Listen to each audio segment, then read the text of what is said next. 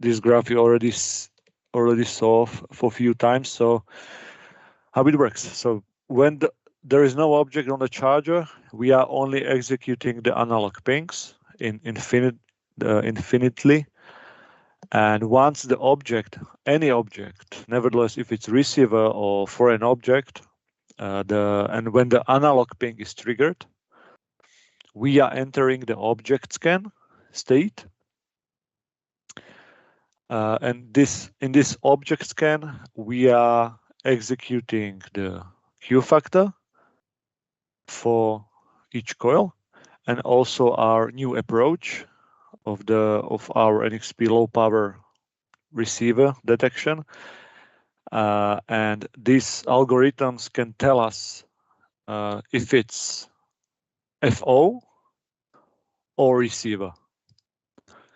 And also output of this algorithm is the coil order. So it's gonna tell us on which coil is FO or X, and there might be, for example, if there is receiver, 2 coils of the 3 can be capable of charging. So it also gives us the coil order, or in other words, it will give us the coil with highest probability of the RX charging.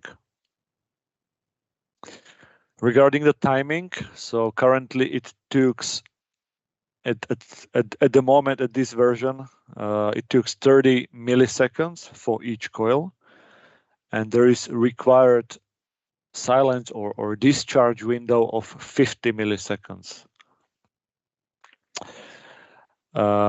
Regarding the energy which is used for this scan, so the energy is a lot lower than the digital ping. It's actually just a few pulses of 1 microsecond's length. So the total energy is similar to the Q factor itself. So we assume, and we would like to also ask you if you can confirm that this should not induce enough voltage to exceed the threshold for the pacemaker.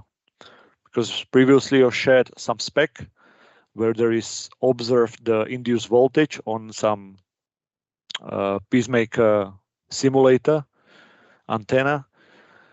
So this will be good to confirm once you receive the software from us, if you can put it in some test chamber and confirm if the threshold is not exceeded. So total time at the moment is around 200 milliseconds approximately, or maybe below, maybe 150. But that's current implementation. The time also can be squeezed, but yeah, there are some trade-offs. Okay, so once we detect there is a receiver,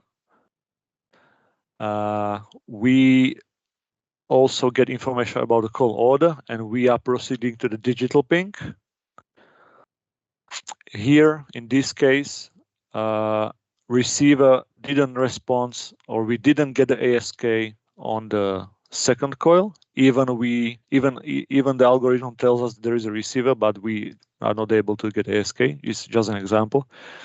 So we are proceeding to another coil, which is coil 1, and we are proceeding to the power transfer and getting ASK.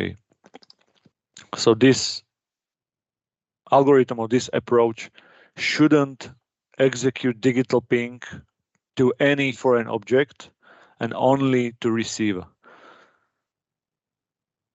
So this should secure that if the user will get close to the charger with the user with a pacemaker, the digital ping will be never triggered. It only will stay in an object scan. And if no receiver is detected, it jumps back to the analog ping, and again object scan, and it will be cyclic operation like this. So it should never trigger the digital ping to the foreign object. I will jump to another slide. Maybe we can get to the questions at the end. So here are some example data, which are the output of our algorithm, which we call also in a code as a LPR. So let's focus on the left side. So you can see the value, which is output of our object scan algorithm for different foreign objects. So we were trying to simulate different foreign objects, for example, aluminum foil, ferrite, phone cameras, phone with no wireless charging, golden ring, some batteries, magnets. So we will try everything what we have by our hand. And as you can see, the value is always below, let's say, 150 in this case. So we call this value as a threshold of the error detection threshold. And then when we are going to the right side of the slide, we can see the same test, but this time with the actual receiver. So we try, for example, iPhone 16, S26, and also S26 on a max offset, which means that we put a phone on the worst case spot, which is between the coils, to be sure that we are still able to detect it. And as you can see, all phones were above the threshold.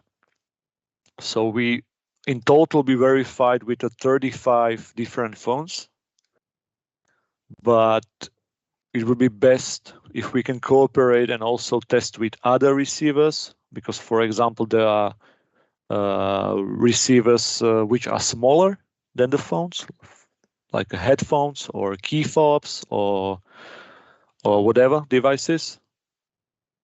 So this would be best to have also your support here, because we basically tested all what we have in our office. And also there is one data included for when there is no object on a transmitter. So it basically behaves the same as FO. So based on this algorithm, so we can tell if there is receiver or the foreign object. On the next page, I can show you the software implementation or the APIs, which should be part of the upcoming release. So there is one new introduction to the object scan state machine, so-called LPR measure state. And this basically returns Boolean if the receiver was detected or not. On the other hand, there is in the file lib params, there are thresholds which are used for the detection. So for example, these LPR thresholds are divided per coils, and this in this case is 600. It doesn't correlate with this picture, as you probably, because I mentioned 150, but this is just the example data, and it depends on the scaling actually. So do not be confused, please, here. Yeah, and there are two new library functions which are handling the LPR, storing the samples of the measurements and the analysis of the samples. And this analysis also returns the value which I showed here on the y-axis, and it's stored in this runtime param W LPR value, and it's per coil. And also this value is displayed in a console log, as you can see here. So in this case, when we are assuming 600 threshold, based on this, we can assume there is receiver only on coil C1, and we select only to ping, only to provide digital ping on the C1 coil. Later on, I can show you a demo. I have the board running. So let's go to some conclusion here. So as I said, the feature is still considered as R&D, and we are currently in the phase of proof of concept. We need to cooperate to develop the production-ready solution, because there are still some limitations which I will speak about. Regarding the hardware, we are using Q-factor op-amp signal for the measurement, because as we discussed before, this is the most stable signal currently we are having. There is required hardware change for the scale switching, but this there is no additional extra cost because it's only 2 resistors and 2 GPIOs. So this shouldn't be a problem. Software, yeah, as I said, we cannot deeply describe what's going on behind this NXP object scan because of the patentable claims, but we for sure include APIs and the execution on a HAL layer in the release to enable your team for testing. So currently there are some new known limitations. We are having some sporadic overshoots in the measurements of the LPR values. This could happen like one of the 20 or one of the 10 tries. We have false detection. We are still working on this. Yeah, this needs to be fixed. We tuned this feature only on one hardware so far, so we will definitely need to investigate some components variants, how it's going to behave on different hardwares. And here we would need to, we would need to have additional hardwares from you, at least 5 pieces, also including the rubber pads. And definitely we would need to do some cross-team testing for the more samples. Also, we would need to extend the auto calibration feature because this feature needs to be calibrated per piece. And also, so far we didn't verify if this feature will be also applicable during the cheat certification. So there is probability that you will need to disable this feature for the cheat certification, but this is still open. All right, so maybe I can quickly jump to the demo and show you some values, how it works. Let me share the console logs.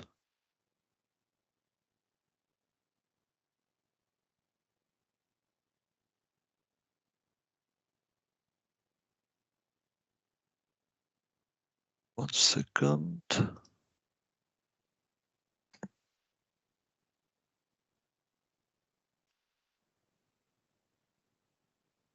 Okay. I suppose you can see the console log window. So now I will try to put, so as I said, the transmitter is already in idle state. It's doing analog pings only, and I'm filtering just the LPR coefficients to see how it detects the FO or receiver. So I can, for example, can put a non-wireless charging phone on the surface. Yeah, we can see the 0, so it keeps going scanning until I will detach the phone. I can try to put some ferrite, for example, on the surface, so we can see some small values, but nothing dramatic happens. I can put a big aluminum foil on the surface. Yeah, so as you can see, it's detecting also the huge FOs. And I can, for example, put the iPhone 16 Pro on the middle of the charger. Yeah, as you can see, there is a huge value which indicates that this is a phone. I can, for example, put it between two coils of the transmitter to see. Yeah, so as you can see, we are also having some kind of detection also on coil C1. It depends how I will approach the phone. And I can also put a phone upside down with a screen on the charger, and it should be detected as a FO. Yeah, as you can see, I put it and there is no detection of the receiver. I can also try different receiver, for example, Samsung S25. Yeah, we can see the value higher than the 0, higher than the threshold. I can put a Samsung S10. for example. Yeah, the same behavior. Yeah, and I would need to continue. So this is also what I would like to BH team to execute this testing with various receiver, various positions, and to test the robustness. All right, so basically that's it from my side. So now it's space for your questions if you have any.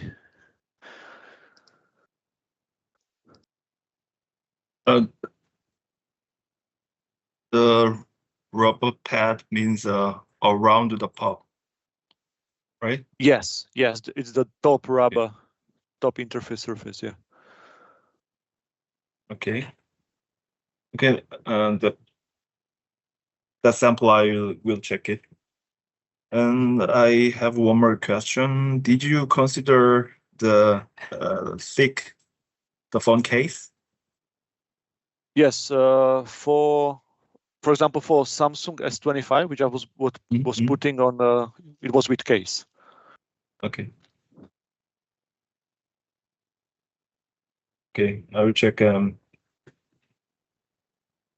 hardware side. 2 register and 2 GPI. Okay. Okay. Good point. I will check it. So when is the target date to release the beta library? Yeah. So it also the library is ready actually, but currently we are working on a HAL layer application, and we are ready to release the GCC. But we are currently facing some issues with the Green Hills compiler, so we are trying to fix it. Okay. So it depends how it's going to be time consuming for us. So the backup, we would like to release it today for you if everything goes well for the GCC, but for the Green Hills I cannot guarantee at this moment.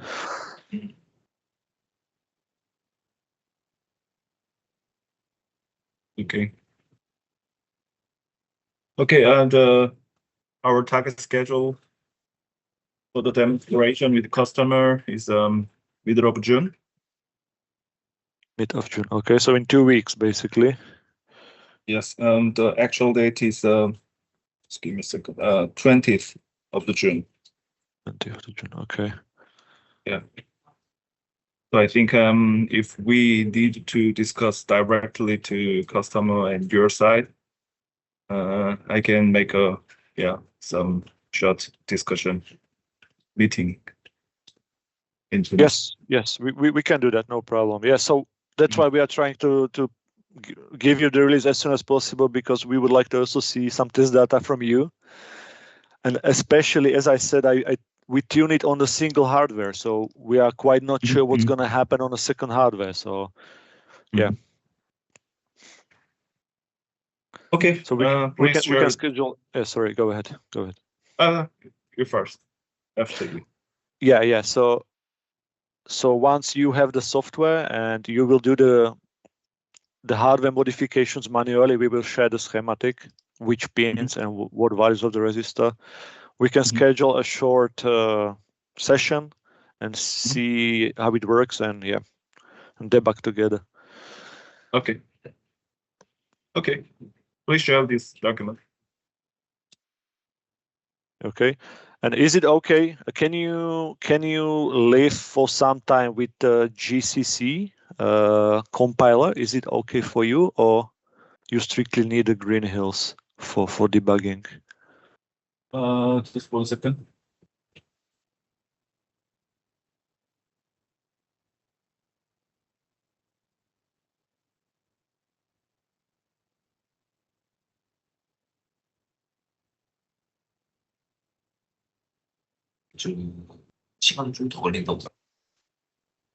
On the other hand, Ivan and Ram, we should also consider that we are mainly talking about this feature, so even you could use the precompiled binaries that are going to be part of the software package.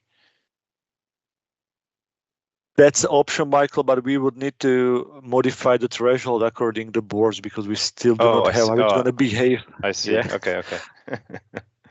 But we can do it on our side and they provide the binaries. But I suppose the customer wants also demonstrate some different feature, some integrated software. But yeah, let's see. Yeah, for sure.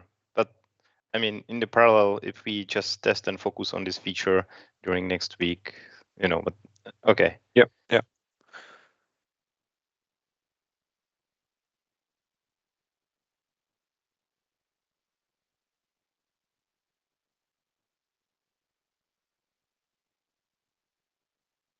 Actually, we don't use GCC, so I think the greenhouse. Okay then. So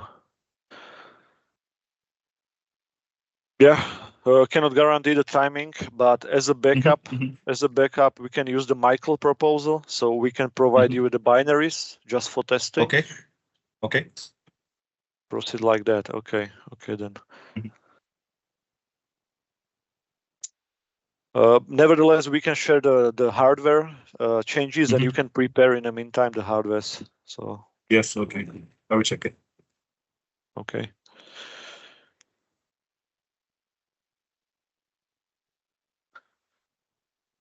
Okay.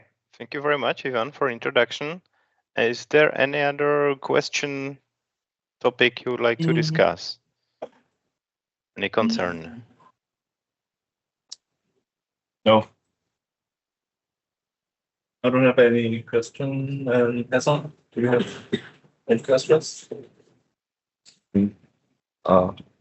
Nothing to. Okay. Nothing from our side. Okay.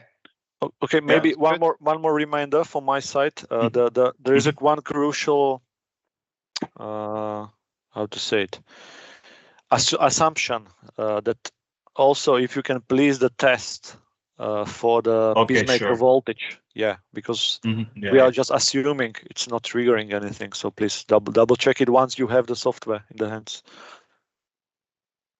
And also, Michael, please put it in the oil to do not forget. Yeah. Yep, sure. Okay, that's all from my side. Thank you so much. Okay. Thank you so much. Thank you, everybody. Yeah. Thank you. Yeah. Thank you. Have a nice day. Bye-bye. Thank you. Bye. Bye-bye.